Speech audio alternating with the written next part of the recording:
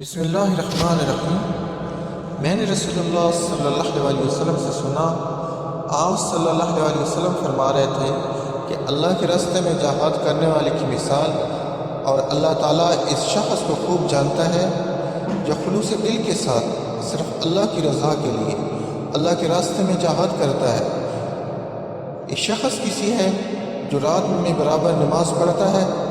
اور دن میں برابر روزے رکھتا رہے، اور اللہ تعالیٰ نے اپنے راستے میں جہاد کرنے والے کے لیے اس کی ذمہ داری لے لی ہے کہ اگر اسے شہادت دے گا تو اسے بے حساب و کتاب جنت میں داخل کرے گا،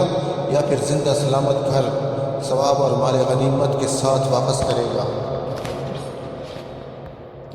نبی کریم صلی اللہ علیہ وسلم نے فرمایا، میں نے رات میں 2 آدمی دیکھے جو میرے پاس آئے، پھر وہ مجھے لے کر ایک درخت پر چڑھے،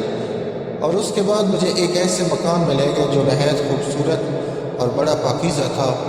ایسا خوبصورت مکان میں نے کبھی نہیں دیکھا تھا۔ ان دونوں نے کہا کہ یہ گھر شہیدوں کا ہے۔ نبی کریم صلی اللہ علیہ وسلم نے فرمایا، جنت میں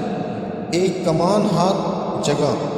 دنیا کی ان تمام چیزوں سے بہتر ہے جن پر سورج طلوع اور غروب ہوتا ہے۔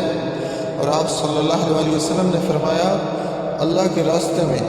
ایک صبح یا ایک شام چلنا ان سب چیزوں سے بہتر ہے جن پر سورج طلوع اور غروب ہوتا ہے۔ نبی کریم صلی اللہ علیہ وسلم نے فرمایا،